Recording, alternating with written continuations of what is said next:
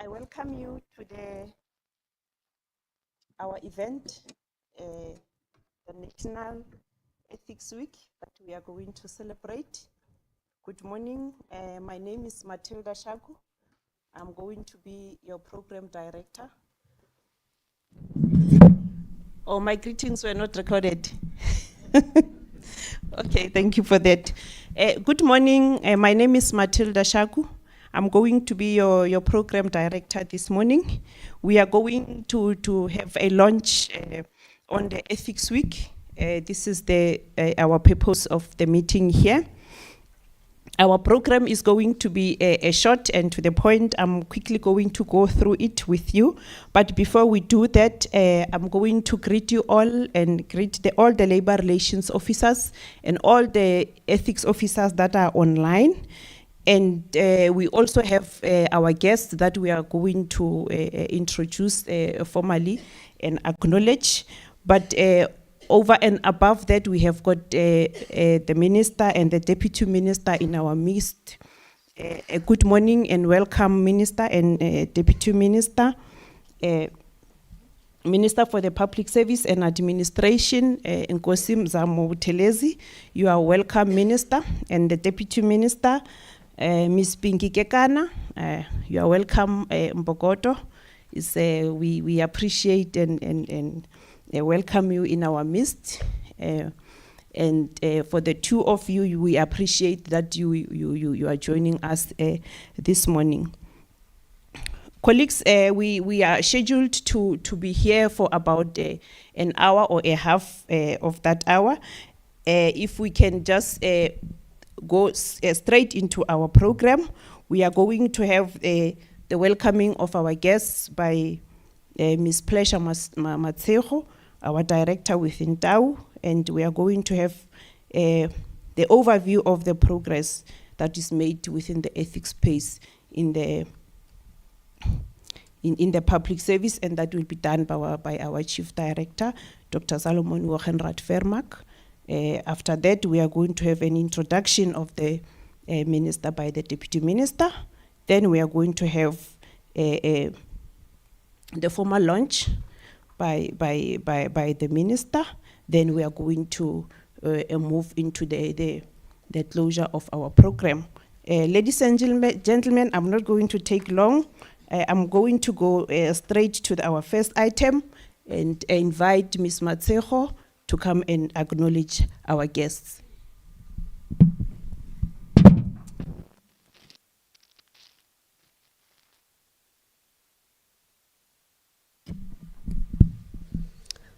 Thank you, Program Director. Greetings to the Minister of Public Service and Administration, inkosi Mzamo Buthelezi, Deputy Minister Kekana. Our distinguished international guests, I'll soon introduce them to you. My colleagues in the public service, ladies and gentlemen, all protocol observed. I would also like to acknowledge DPSA EXCO members who are with us today. Thank you very much for attending. So we have international guests. I'm going to introduce them in no particular order of importance. We have visitors from the Ethics and Integrity Directorate of Botswana. And DG, this is the only time I'm able to give you instructions. So I'm going to request you to stand up when I call your name. The delegation from Botswana will be with us for this week. They have interest in our ethics and integrity program and our financial disclosure system. They are led by Director General Me Taini Keseabetswe. Thank you, DG. DG is with Malemoeng Matseha. Thank you, Ntate. Mayor Tabisa Chuma. Thank you. And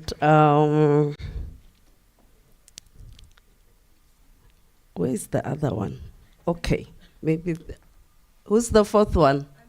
Okay, she's there. Sorry about that. My list got, mixed up. Thank you very much. We also have colleagues from the United Nations Office on Drugs and Crime, and I can assure you they are not bringing any drugs here. Mr. Itumele Mongale. Thank you, Itu. He is with Ms. Tessia Lewis. Thank you, Tesh. We also have our colleagues who have been with us since the establishment of the unit from the Strengthening Ethics and Integrity Program. We call it SIP for short. And this program is funded by the government of Canada. So they have been with us, and this is actually their last year of the program. So I'm going to introduce to you Ms. Inkosi Chuma. Musa? Okay. She is with Ms. Shona Flanagan. Thank you, Shona. We also have Mr. Eric Christopher Desnoyers. Now you must forgive my French. He is with Mr. Charles Belume Robesh. I tried. They are also with Mr. Ian Taylor, Mr. Eswin Penica. And we have two colleagues whom you know as our interns. They are no longer our interns. They've moved to the international stage. Jeanette. So Jeanette is back in wearing an international hat. Where's Valley? Valley? Oh, there he is. Thank you, colleagues. You are welcome. Colleagues, the month of September is the Public Service Month in South Africa. And this year we celebrate it under the theme, Government That Works for You. Now, we know very well that citizens will only believe that government works for them if they receive services that they have been promised. Ethics play a crucial role in enhancing service delivery and improving the trust that people have in government. So adhering to ethical standards ensures that services are delivered consistently and fairly to all citizens regardless of their background. This is the reason why within the Public Service Month, we have dedicated the week of the 9th to the 13th of September as the Ethics Week. Today, our Honorable Minister for the Public Service and Administration, accompanied by the Deputy Minister, is going to launch the Public Service Ethics Week. During this week, we request that the public service employees examine and reflect on their ethical standards as contained in the Public Service Code of Conduct and the promise that we made to serve our people with loyalty, respect, dignity, and integrity. Let us remember the pledge that we took as public service employees to put people first in carrying out our duties. We have planned empowerment activities throughout the week for those who are promoting ethics and discipline in departments so that we support them in their duties. Such include training on lifestyle investigations. We know we have to do lifestyle audits. which is done in 3 steps. So this week we will focus on lifestyle investigations.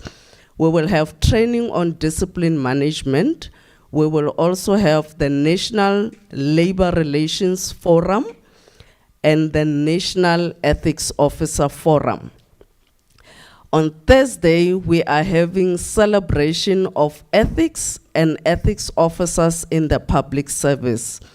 And on Friday, to conclude the activities, we are going to have an ethics conversation with the leadership of the public service. So on Friday the 13th, we are going to have the ethics leadership dialogue.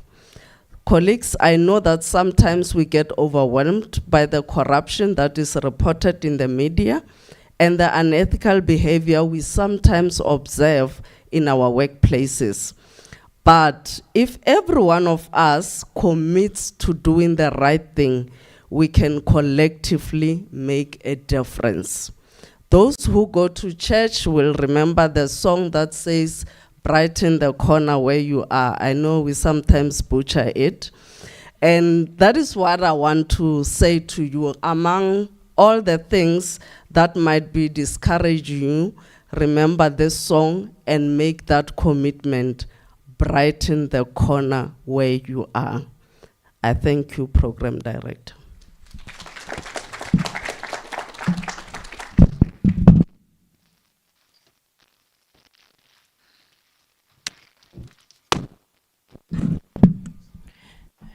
Colleagues, on those words of Ms. Matseho, I just need to emphasize that we really need to challenge and dispute the perceptions that public servants are corrupt. We really need to work around that and show that the work that we are doing should not be undermined because of the few that don't want to do what is right because no one is watching. With those words, thank you very much, Ms. Matseho, and also to emphasize on the issue of the interns, that we are proud to have had 2 interns in Tau who are now in the international space. We bragged in the office the other day that yes, we have trained 2 officials that are now earning in dollars. They got delayed salaries because now it comes in dollars, but then it comes with the brand that we have, that we, with the work that we do, it really goes that far. Thank you, colleagues. I just need to acknowledge that online we have got about 124 participants who are joining and listening to us. Therefore, it's not only us in the auditorium, but we also have colleagues in our midst that are online. Just to take us forward, we are going to invite Dr. Our head, Dr. Solomon Wachenrad Vermaak. For the 2 years that I've been at the DPSA, I really found it hard to practice and have the surname right. Welcome, Doctor. Over to you, if you can just come and give us the overview of the ethics space. Thank you. Thank you, Advocate. So the aim of this week is to focus on ethics management in the public service and also to shed some light of the work that we have been doing as the Technical Assistance Unit. So let me start by once again acknowledging the Minister and the Deputy Minister and all distinguished guests, all protocols observed. I'm going to be not too long, where I think I need to start at the beginning.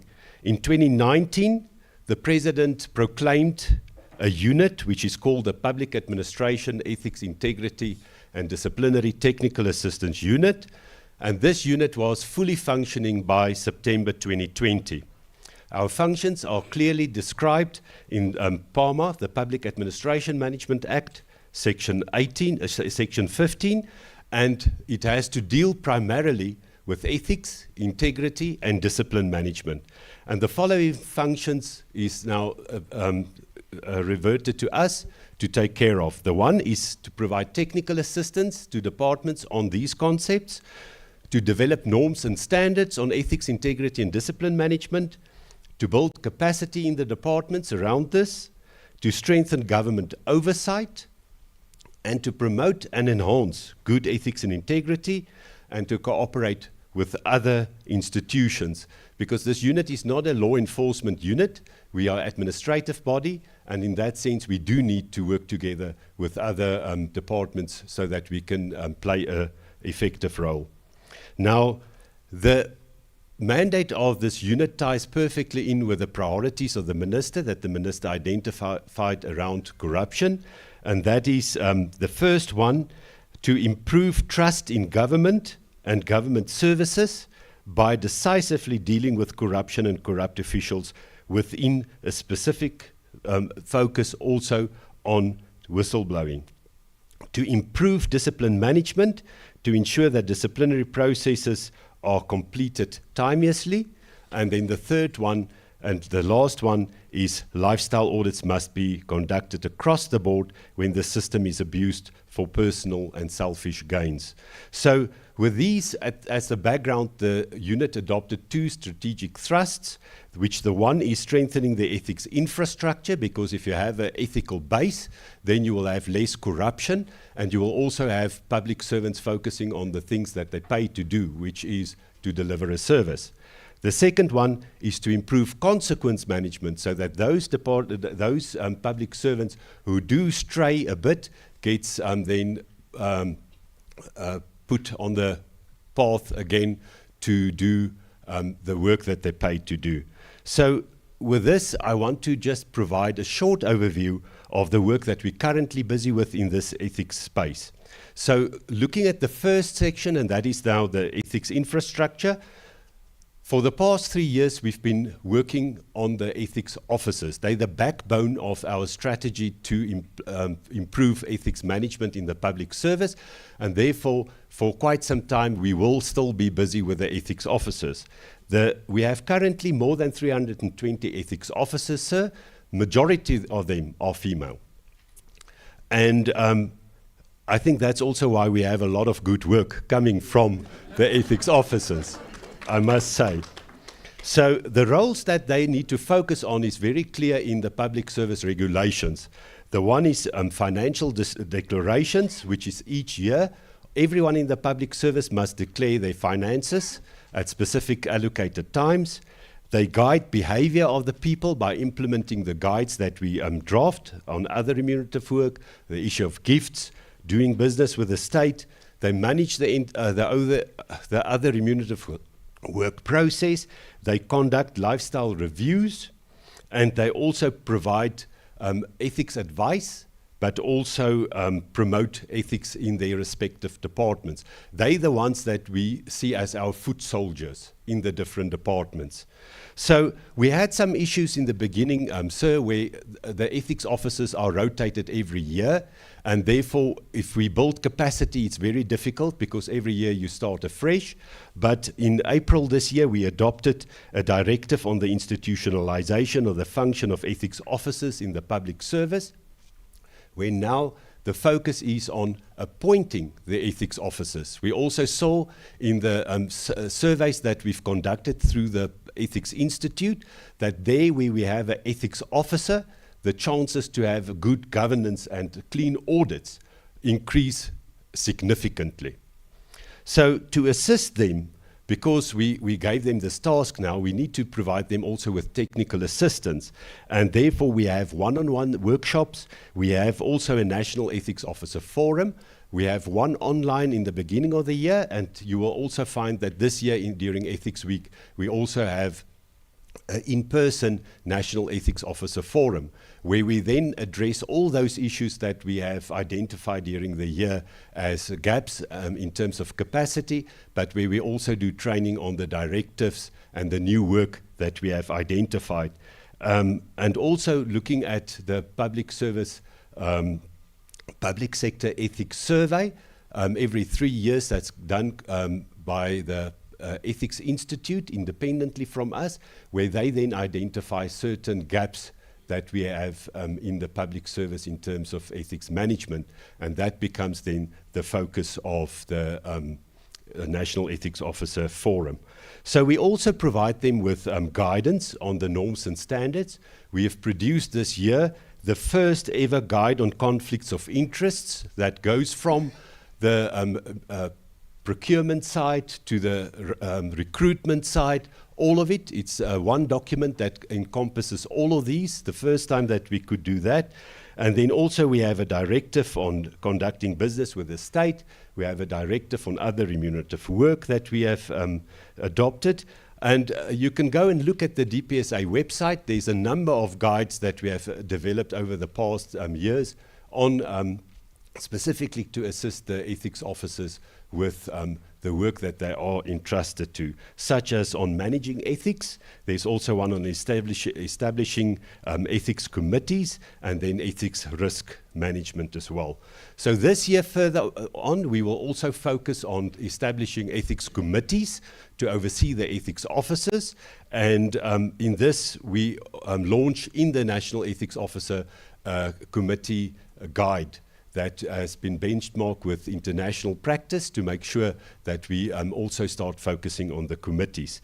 So currently, Minister, we also published in 2018 a whistleblower protection guide, and we have decided, because one of the priorities is to look at whistleblowing, to also make sure that the departments now start implementing the guide, because this guide makes provision for reporting lines, reporting systems, but also awareness around reporting and the systems. And it also includes systems that will connect with the citizens, so that when they have issues that they can report, that they've seen corruption and that, so that we can look at that issues as well.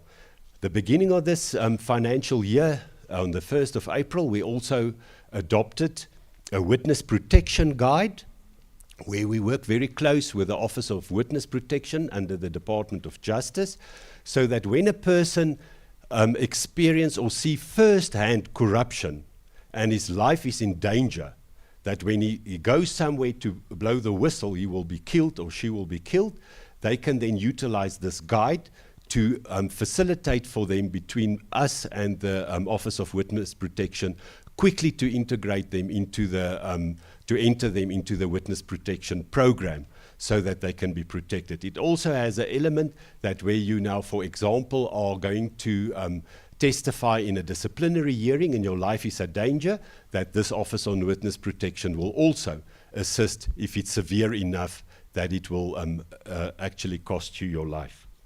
So this addresses to a degree the security concerns that we experience with some of the departments when public servants observe something really atrocious and they don't know where to go to get assistance. For this, we have in the guide, we requested that departments identify a nodal point, or a first responder, as they call it, which the ethics officer will take that role, so that they can guide the persons in their departments on how to be best assisted.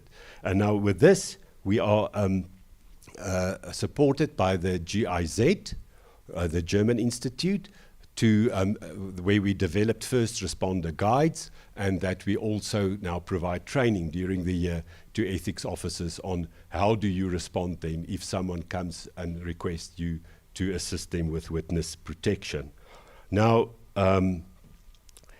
besides now the infrastructure work that we're busy with, Minister and Deputy Minister, we also have done a lot in terms of the consequence management, which is the second strategic thrust that we identified.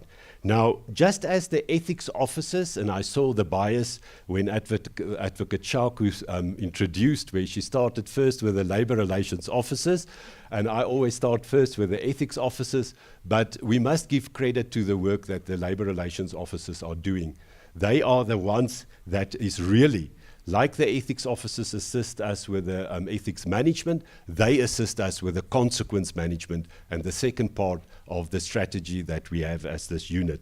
So during the research that we've done 2 years ago in the discipline management, for the discipline management strategy, we have identified 3 focus areas that we need to fix if we want to fix discipline management in the public service. The first one is to get our legislation up to date with what is happening in the real life and in private sector as well. The second one is to improve the capacity of the labor relations officers. And then the last one, which is a longer term focus, to look at the culture of discipline management in the public service. So this led us, the beginning of this year, to introduce a directive on discipline management. And this directive, amongst others, it looked at the abscondments and reporting and so, but the major focus area was on suspensions. And this is partly because of the Public Service Commission requesting us to look at this, because it is an issue where public servants are suspended and then either forgotten about, or they sit for long terms at home and services do not get then delivered. So we have the focus of this directive is to make sure that if you have a suspension case, you start with the case within 30 days. If you don't start, the person must come back to the office and you have to restart the process. So it also talks about precautionary transfers, so that we don't put everyone then in suspension and work does not get done. Of course, precautionary suspensions you cannot always do, especially where it involves like teachers that's involved with all sorts of atrocities towards the learners, and in that case we won't recommend precautionary transfers. So the second part under this that we have already started with is to review the disciplinary code. It's a 2009 code, Minister, which is really outdated, and we have made a number of suggestions working with the different departments to improve the disciplinary code and bring it up to speed. And that is now tabled at the PSCBC, where the collective will sit and consider the changes that we made. So to also address the culture of discipline management, we have looked and strengthened the capacity building of labor relations officers, where we worked very closely with a strengthening ethics and integrity project, so that we can have tailor-made products for the labor relations officers, but also the supervisors on discipline management. And during this week, you will also see that we have a National Labor Relations Forum, where this will be then discussed, and we will make sure that the labor relations officers are capacitated.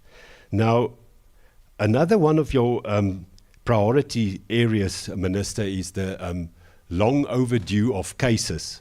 And last year, in October to December, we had a pilot where we did work on the case backlogs. And in that, at the end of March 2024, we had 7 national departments identified with 250 long outstanding cases.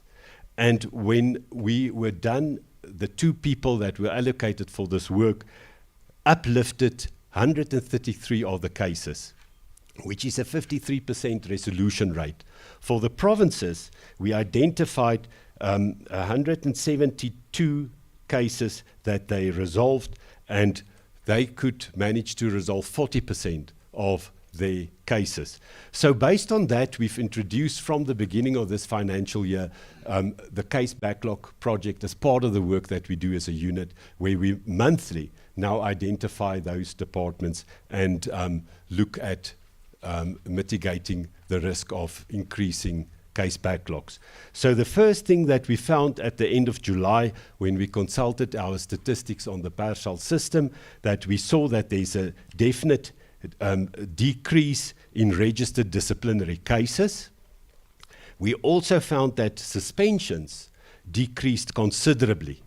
If you look at the end of March, there was 402 national department employees that were suspended. And at the end of the July, it dropped to 286. And if you look at the provincial departments, they had 258 employees suspended in March. And in July, end of July, it dropped to 183. And this also is testimony to the departments that implement our directive on discipline management. So with the cases that's coming down, the cost for suspensions also is coming down. Usually we saw that in a quarter, the cost of suspensions will be between 20 million and 25 million, growing because it's cumulative. We could now see that from March to July, it only increased 5 million, which is really showing that there's a reduction in the cases as well. And with the long overdue suspensions, on Persal we could only find 54 employees currently being suspended for longer than a year, of which the longest is 5 years, and that's one person. Those 4 years and less than 4 years is 4, and the majority of them is around 2 years. And we also found that most of these cases are in the education sector, and it's also can qualify as complex cases. But Minister, we still are concerned about the slow resolution of cases, and we are still concerned about the underreporting of cases, because there are some cases that do not get reported to the unit, and that's concealed for us. And we are going to make sure that we focus on this and to improve this continuously throughout the year. And this will also be addressed during the National Labour Relations Forum. So another area that we made big strides is on the finalization of a central register for discipline management in the public administration, meaning including the municipal sphere, where the Zondo Commission indicated that we don't have a mechanism if a person from the national department gets fired or resign in the process of getting fired, then pitching up at the provincial department, applying for a position, getting the position, but there's no track record of the person's sins, so to say. And then also maybe if it is from municipal sphere to national sphere, we don't have any of those information. So we started working with a task team that is under the guidance of the State Capture Committee Program Management Office in the Presidency, where we now have the first leg finalized, and that is the one for the public service. There is an online website landing page on the DPSA where you can log in. It's called Dismissals, and let me just get the right name.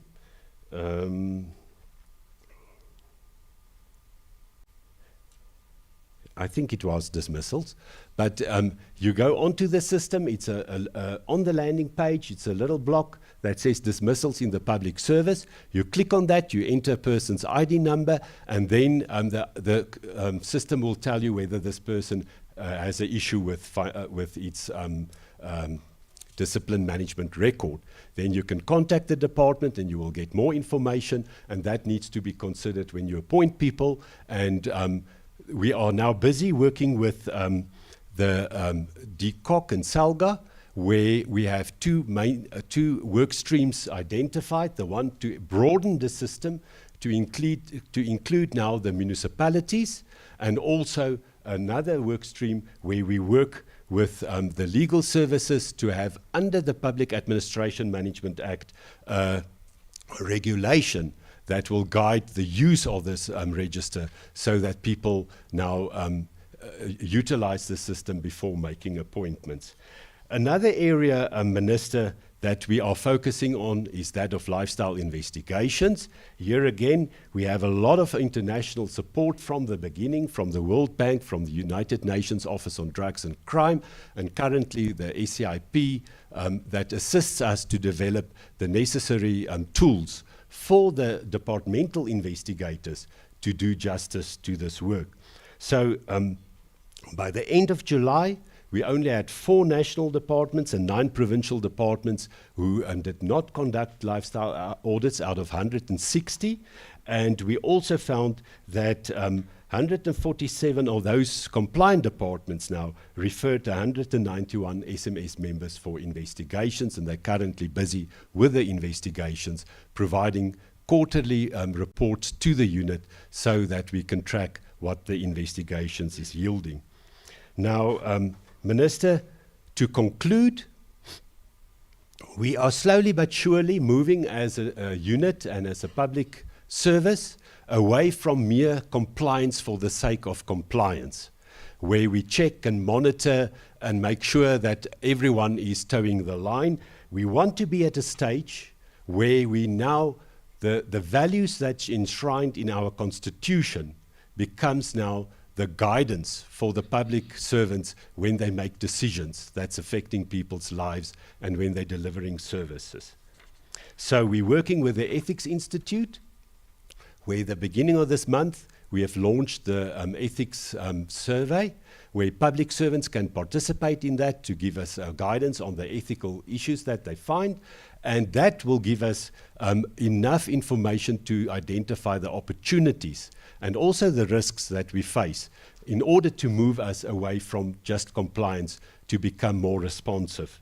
But we're also working with the Ethics Institute on the public Service Integrity Management Framework, where they look at what is some of the issues that we may have missed since 2010 up to now that we need to strengthen so that we can have a tighter public service integrity management framework. So, Minister, in closure, the work that we do as a unit is supporting of professionalization in the professionalization drive in the public service, and one must also be cautious that it has no good to appoint public servants who has degrees, but they don't have values. Because it's very easy to get a degree without the values. And I was reminded of this when I was at Kenya in 2023 last year during the Africa International Day, when Justice Aaron Ringera spoke to the students there, and he said that Kenya is struggling with the fact that so-called professionals like doctors, engineers, lawyers and teachers are the ones committing the crimes. And I'm sure South Africa can also say the same. So based on that, I want to assure you, Minister, that this unit will continue playing a continuous role to focus on the ethics infrastructure, to build the values, but also at the part of consequence management, so that those who do not toe the line can fall in line. Thank you. Mrs. Advocate.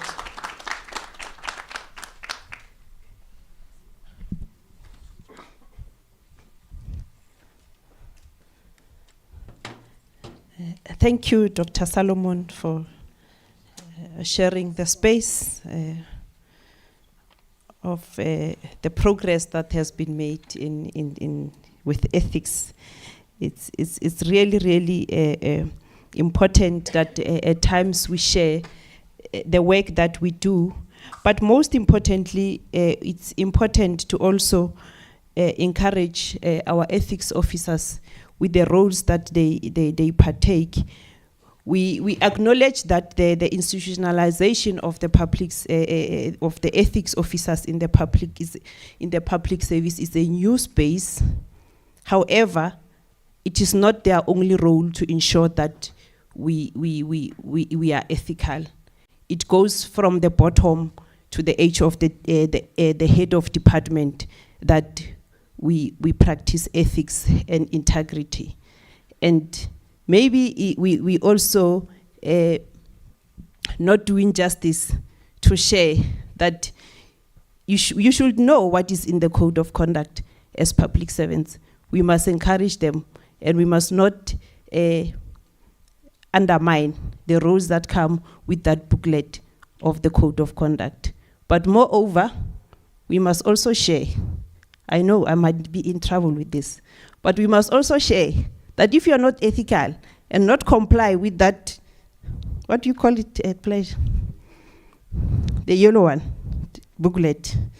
you'll end up being on my desk as a statistic, discipline management. So you must be ethical, professional, practice ethics, so that you don't end up being on my desk, so that we don't have to count you as part of the statistics of discipline management. It's a lot of work. It's piles and piles of reports that come in on a quarterly basis. But at the end of the day, we reflect to say, these are our colleagues. These are the people. When we count those dismissals and say, this month we have got, this quarter we have got 200. It's our colleagues and it's human beings. But it also comes with what they have done. And it starts with that code of conduct that we say we must not undermine it. We must comply and make sure that we have our things right. Thank you, colleagues. I'm going to move on before I get into trouble, because now I'm getting to discipline people. Our next speaker is our Honorable Deputy Minister, Ms. Pinky Kekana. I am not going to take long, but I'm just going to move straight. She's already approaching me. I wanted to formally introduce her, but she's cutting me off. So welcome, Minister. Thank you very much, and introduce the Minister. Thank you. Thank you very much, Program Director, and good morning to our Minister and all our guests. I'm told Batswana batenka mona. Bagaetsu lwa mogetse. Re ipela ka lona. Our international guests, Botswana, Metaini Kisabetsi with your team, the UN Office on Drugs and Crime, May Tumele, Re Itumeleng, and your team, the Canadian representative, Mechuma, and your team, and the team that deals with issues of ethics every day. TAU, it's one of the acronyms I've picked up these days. Dr. Solomon Wogenrad Vermaak and your team, let me acknowledge you. I know Minister is going to address you. I'm just doing meet and greet. But I think Minister will also guide that I think the time has come for us to have a big dialogue as public servants. Today we are talking amongst ourselves as DPSA. I'm told there are people online, but we now need to do an introspection and say, where did we drop the ball? How do we reclaim our glory, the public trust that our people have on public service? And I think this launch through the Minister will not only reconnect us as to why did we join the public service as public servants, and why did we initially choose to be public servants. It must also recommit us to be there to serve our people, whether in hospitals, in clinics, everywhere, in schools, at home affairs and everywhere.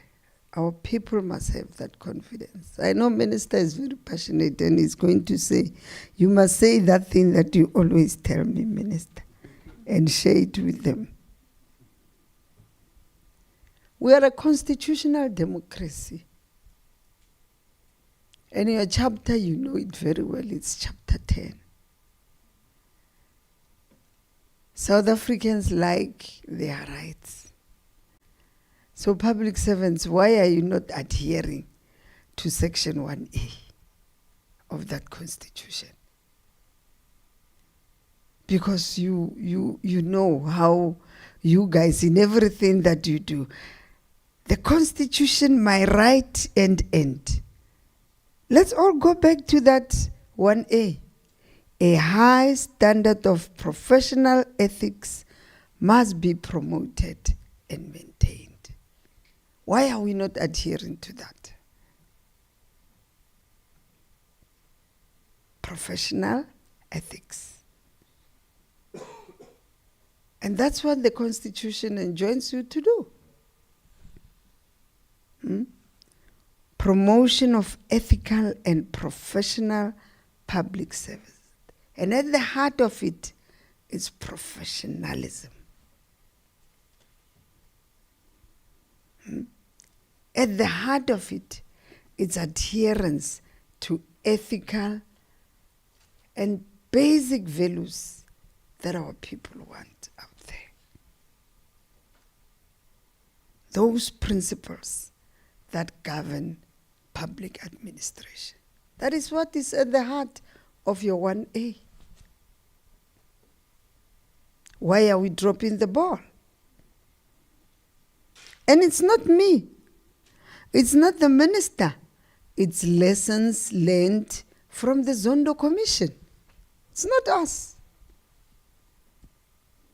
It is the Commission's report that if you are a CFO, you know what you are appointed to. Why deviate?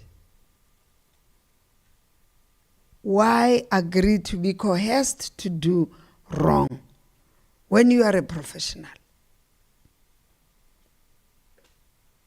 It's not me. It's not the minister. It's on the Commission. And I like what Dr. Solomon said, that many of us go through education, but education doesn't go through us. It's like you get into a shower and out. You go into you go through education, but in you, we don't see that professionalism. Why?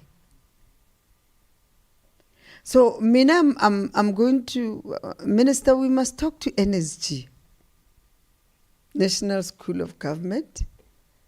We must talk to business schools because many of you are doing MBAs and whatever. Let's talk to them. Let's talk to universities to say, balance the cognitive and the ethical part. Those basic principles of public administration.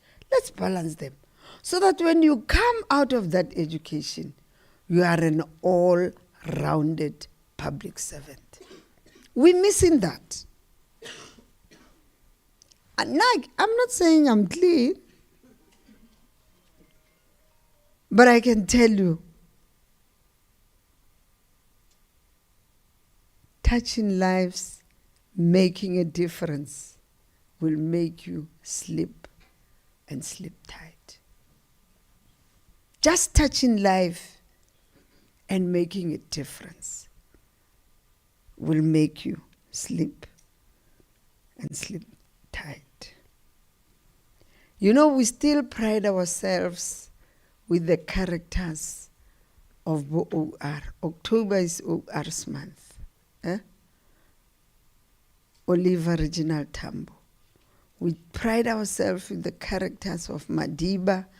We pride ourselves with many characters of our forebears. Why? Because they embedded those values, those ethics. Change Chamzalwane. Are we changing, guys? Let's use this launch by the minister today to change. You know what's on about Khana ka wena? Khana ka wena, man. If people want you to do wrong things, refuse.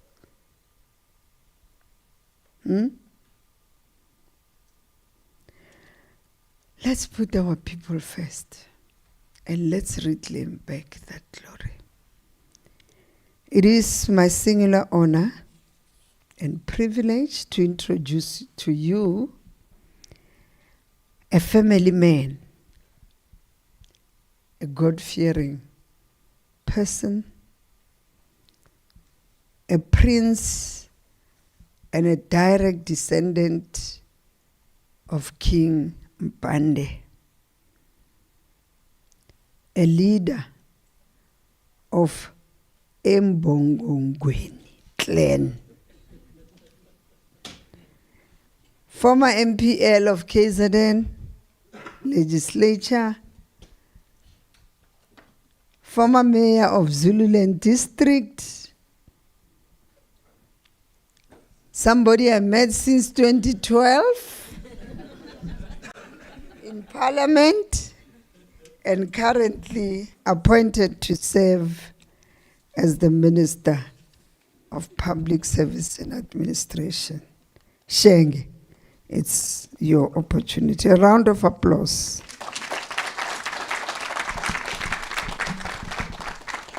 I got you.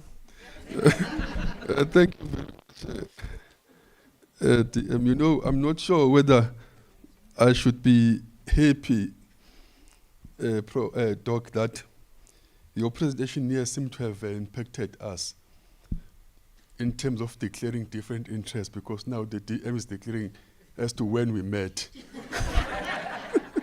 So I didn't see that coming. And also, I'm not sure, you know, because when I'm fit to stand here,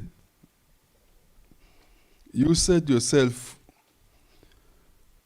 the majority of our ethics officers are female, and then you said that is the reason why we have made so much progress. So already you have casted aspersion on my part. So as a male person, I'm not sure whether I should be standing here, because I believe it could have been the DM, who actually officially opened, because it seems as if they are very capable of getting things right. Colleagues, just allow me to stand on the already established protocol for the sake of time. But special greetings to our international guests and the Deputy Minister and all my colleagues in the department. A special welcome also to our ethics officers, the media that is present here, and those joining us through visual platforms. It is my great honor to welcome you as we officially launch the Ethics Weeks within the broader context of Integrated Public Service Month. On this day, we reaffirm our commitment to ensuring that the highest ethical standard, absolute integrity, and accountability remains the heart of public service. I would like to extend my warm South African welcome to our international partners, the United Nations Office on Drugs and Crime, the German Agency on International Cooperations, and our colleagues from the Strengthening Ethics and Integrity Program, which is a bilateral initiative with Canada. We are also privileged to have the Director General from Botswana's Ethics and Integrity Directorate. Your visit here today provides us with an opportunity for a mutual learning as we strengthen our respective public service frameworks. Like the delegation we received last year from Malawi, I'm sure this year's visit will also be mutual beneficial. Colleagues, our presence here signifies the importance of international cooperation in strengthening ethics and integrity across public service. We also deeply value your contribution in shaping the activities of Ethics Weeks, and we are grateful for your support. The issue of ethics for me, DM, is something that I can measure in comparison with what I consider to be the first sin which birth all the challenges that we have within our governments and all the inefficiencies within our systems. So by launching these ethics weeks today, we are facing head-on the source of our problems. This ethics week offers us an opportunity to directly address the actual challenges within the public service that undermine service delivery and in turn hampers our economic growth. It also presents an opportunity to promote good governance, combat corruption, and support the professionalization agenda of our government. The alignment of ethics weeks with Integrated Public Service Month theme, which is Government That Works for You, is significant. While Public Service Month celebrates the importance of responsive and people-centered governance, Ethics Weeks focus on ensuring that the principles underpinning this service, which are honesty, fairness, and transparency, are upheld. This Section 195(1) of our Constitution enshrines the values, and it's our duty as public servants to live by them. We should not misinterpret or misunderstand these values for not what they are, which is mere suggestions, but we need to understand them for what they really are, which is a constitutional requirement that we are obliged to uphold. The public we serve expect and deserve a government that acts ethically and with absolute integrity, because these are the foundations upon trust is built. When people lose trust in us, it means we have undermined the Constitution we must uphold. It means we have compromised the very institutions we represent, and we have betrayed people we serve. Public service should not be viewed as an easy target for exploitation, self-enrichment, but as a pillar for ethical governance and accountability. So let us take this moment to recommit ourselves to standards of excellence and integrity that South Africans rightfully expect from us as we serve them. By doing so, we'll not only strengthen our public service, but also contribute to the broader vision of a capable, ethical, and developmental state, as articulated by our President, His Excellency Cyril Ramaphosa. These commitments reiterated by the President are not just about meeting expectations, but about surpassing them and ensuring that our public service operates at the highest level of integrity. The truth, colleagues, is that our public service is at a crucial moment. We are faced with numerous challenges that require immediate attention. In public service, we have allowed standards to drop too low, DM. We have in the recent past, attracted and retained unscrupulous individuals who should not ordinarily be part of public service. Therefore, to truly serve, we must embody both the willingness and the capability to act in the best interest of the public. Being a public servant requires each and every one of us to be a symbol of integrity. If we fail to address these issues with the seriousness they deserve, we risk not only the fragile and eroded trust, but we risk to cause permanent damage to the already compromised integrity of our institutions. With the institutionalization of ethics officers well on its way, and the directive on the institutionalization of ethics officer function in the public service being implemented, the focus of this and the next financial year will be on institutionalizing ethics committee in both national and provincial departments. These committees play a crucial role in providing strategic direction regarding ethics and overseeing ethics management in department. That is why there are activities planned this week, ranging from the Organization for Economic Cooperation and Development Anti-Bribery Convention Awareness Workshop, which is aimed at equipping us with the knowledge and tools we need to enhance accountability and ethical culture. This will be followed by lifestyle audit training for department investigators, where the team of the Public Administration Ethics, Integrity and Disciplinary Technical Assessment Team will be supported by strengthening ethics and integrity program, as said by Dr. Solomon.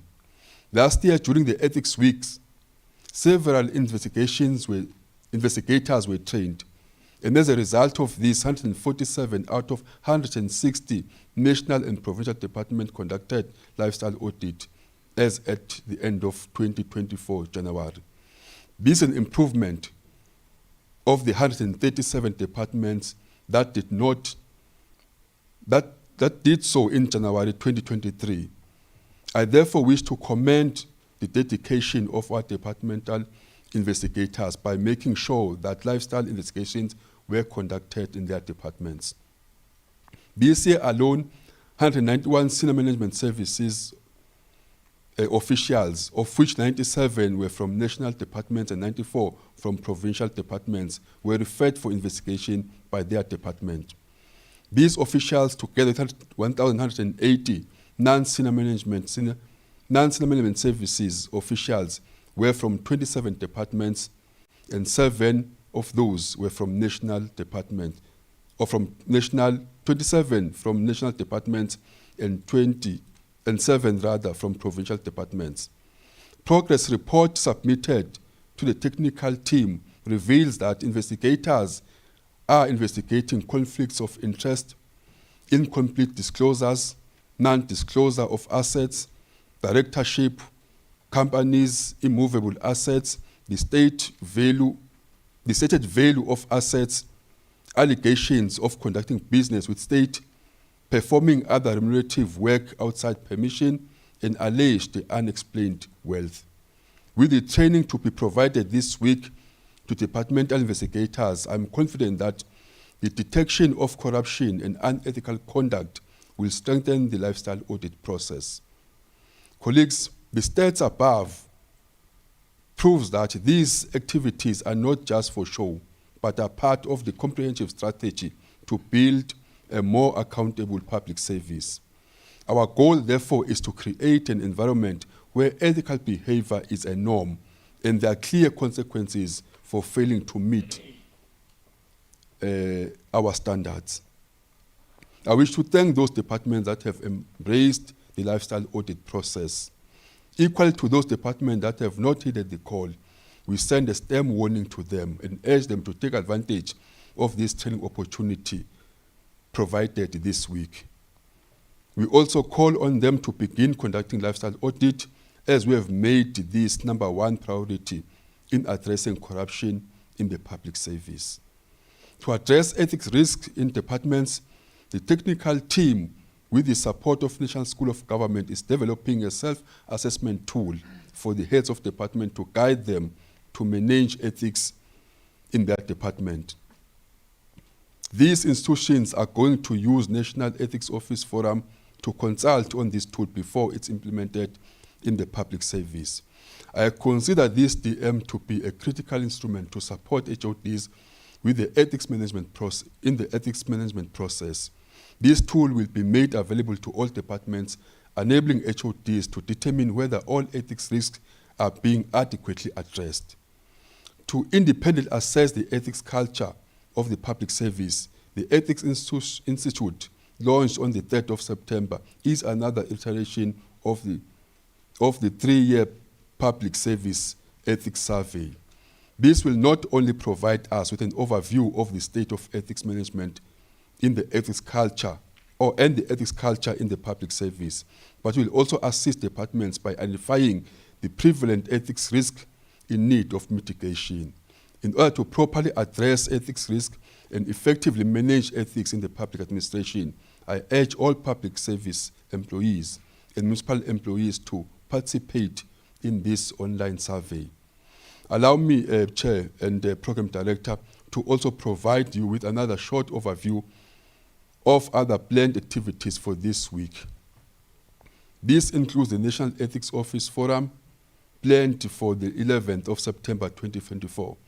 This is aimed to allow ethics officers to exchange ideas and best practices for preventing corruption. This focus will be on managing other innovative work and consulting on the ethics management assessment tool developed within the National School of Government. On the 12th of September, we'll be celebrating ethics, which is a special event featuring the unveiling of a new ethics poster discussions and key ethical issues, and recognition of ethics officers rather, for their significant contribution to promoting ethics in public service. On the 13th of September, there will be a leadership dialogue, which is an online discussion led by the Director General of the PSA, Ms. Yoliswa Makasi, focusing on the role of ethics officers and the support provided by leadership. In that dialogue, heads of department will also participate to further highlight the importance of ethics in public service leadership. Colleagues, I urge everyone to reflect on the role of ethics, on the role the ethics play in our public service. This week is not just for ethics officers to enhance their skills, but it serves as a reminder to all public servants of the importance of ethical conduct in our daily roles. Our professionalization is meaningless without integrity, and building a capable public service requires us all to act ethically, especially those in leadership. Let us then seize this moment for self-reflection, recommit to do that which is right, and contribute in creating a public service that operates with integrity and fairness. The fight against corruption is not just a government responsibility, but a collective effort. Together, we can foster a culture of public integrity, ensuring a better future for all. Let us remember that the effectiveness of public service is directly tied to the ability to maintain high ethical standards.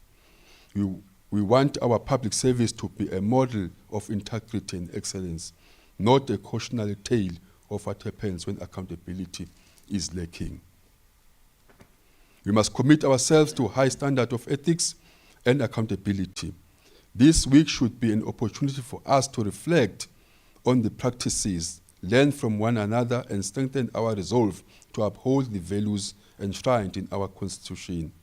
I'm confident, Program Director, that by working together and remaining steadfast in our commitment to ethics, we can build a public administration that not only meets but exceeds the expectations set out by ourselves. As we move forward, colleagues, with renewed determination and a clear focus on integrity and service to our fellow citizens, let this be a turning point in our journey from a public service that is characterized by weak, corrupt, and unethical leadership, both politically and administratively. Both politically and administratively. And if we can win it on the side of politics, we can easily win it on the side of administration. But at least in this 7th administration, there is a political will to deal with most of these challenges, which in the past was lacking.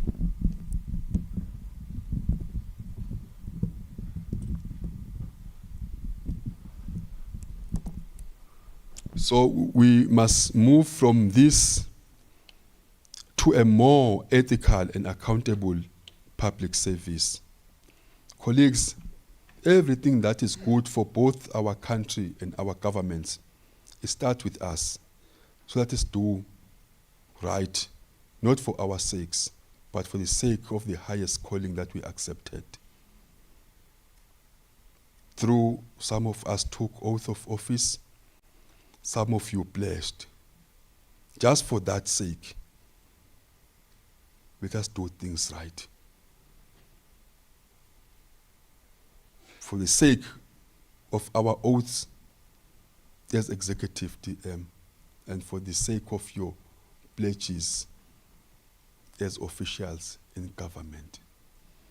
In fact, this is self-inflicted pain. We cause this ourselves. Where I was in the Northern Cape, when we were launching this public service month, we visited an old, not an old home, but a home that hosts ailing people, you know.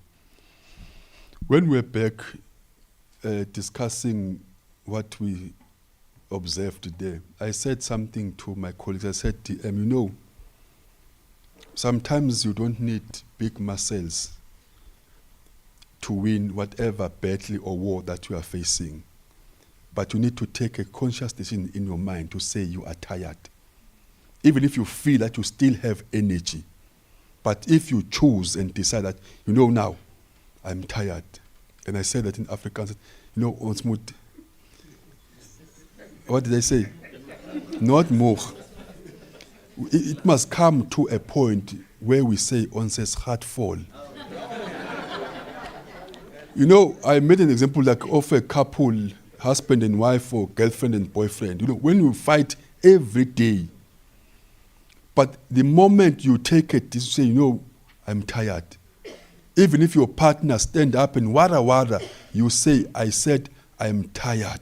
I've got no energy for this. I'm telling you, that will be last time you argue and fight. So even these problems that we are having, they need us to become tired. Once we become tired of hearing all the bad news on the media, of corrupt politicians, unscrupulous, some people even say we don't even deserve the pay we get every month because we are viewed as useless individuals. We must get tired of those insults. Because if we get tired of that, then we'll become these ethical leaders who fear nothing because all they do is in the best interest of the people they serve. Same with employees and servants of the state. That is the same. So I'm pledging to you and asking you that it's us in this room. No, you ethics officers, can I see your hands? Yes, so that I can see how many of you are here. Okay, it's all of us here. Because that is our responsibility. Because even they themselves on their own, they cannot. I must change as the minister. And then the DG must change as a DG. DG is all the way to the cleaner down there. That we are now tired. We want to actually turn things for better. We want to see this country that we all envisaged. You know, when you go back to 1994, I was young, I didn't vote, you know, because my age couldn't allow me. But I didn't vote in 1994. I was just 1 year, you know. So you could feel the mood of what was happening. You could feel what people were anticipating. That better life for all. That government that works for them. And indeed, we achieved a lot those few 10 years and what. The fact that so many houses were electrified for the first time. People had access to clean water for the first time. The RDP houses, those were speaking to a brighter future that is possible. But go back then, why all those things were possible? It's because you had committed public servants who would wake up every day in the morning, consider their responsibilities as a calling. No one would leave and say, now it's my lunchtime, working in SASA, while there's an old lady who have been sitting there waiting for 2 hours. They will sacrifice their lunchtimes because of, you know what I'm trying to say. Even leaders, you know, there's one leader who told us, Prince Buthelezi, you know, he convened, when local governments were established, he convened all councillors of the IFP. You know what he told them? He spoke about corruption, and by then nobody knew what corruption was. He made an example. He took his pen and said, the day as a councillor, a mayor, you come to an office, you found a writing pad here and a pen for you. You use it, and when you are done, at 4 o'clock you are going home, you take it and put it in your pocket. That's corruption. Because you leave it at home and tomorrow you must get another one. Do you see that high standard of things that we just ignore? But if we are able to live up to those very basics, Our country has all the possibilities. We can become everything. Some of us can claim, DM, that, you know, we've got medical aids, you've got good pension. Some of you are going to have that portion of them immediately. But you don't know your future. What if tomorrow you leave here, you go home, then you encounter a car accident, then you are finished? You go to hospital, it exhausts your medical aid, you go into your two-pot, you claim from the first one, then it doesn't help you, then you become that particular person seated at home.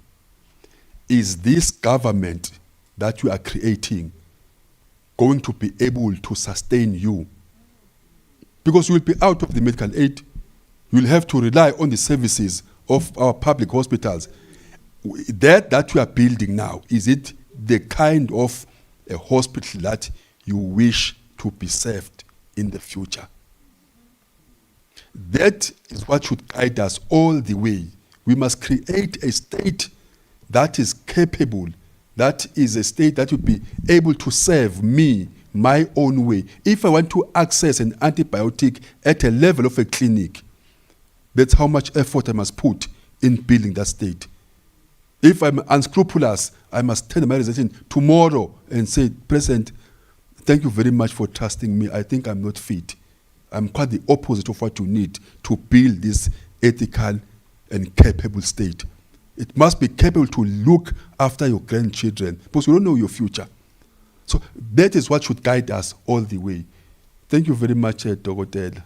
for the presentation. And I so wish that in the first year, because the cabinet decided that this should not be a public service month, they said it should be a whole year activity. So let us confuse even cabinet itself, all of them. They should wake up one day confused, not knowing what is happening. Then they must ask me, and I'll say, Your Excellency President, the way your Minister for Social Development is confused, or the Minister for Home Affairs is confused, it's because every single day they will get calls that lines are off. This is not working, and this is not working. So I've spoken to the public servants, the heart of this country. They have turned things around. That's why they've got so much time to sit and drink water, because there is no complaint. Public service is functioning accordingly. Thank you very much.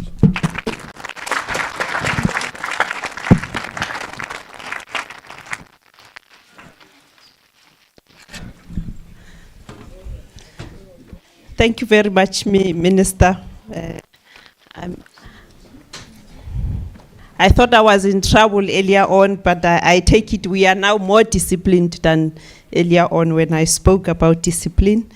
We appreciate the address from the Minister.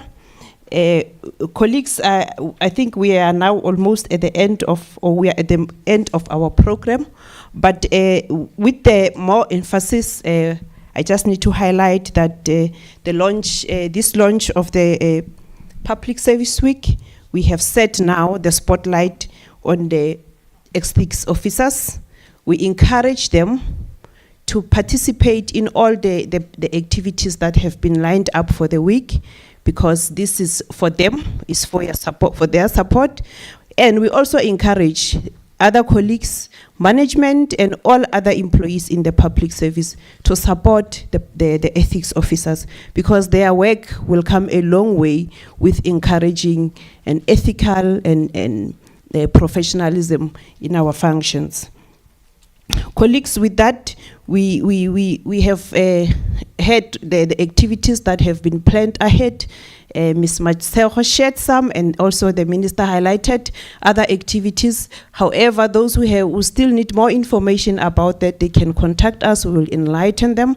But we encourage colleagues to participate, engage, and learn from what is happening in this week, because it is for them and it is for their development. Thank you very much, colleagues. I would like to thank also our international guests for the support that they are giving us.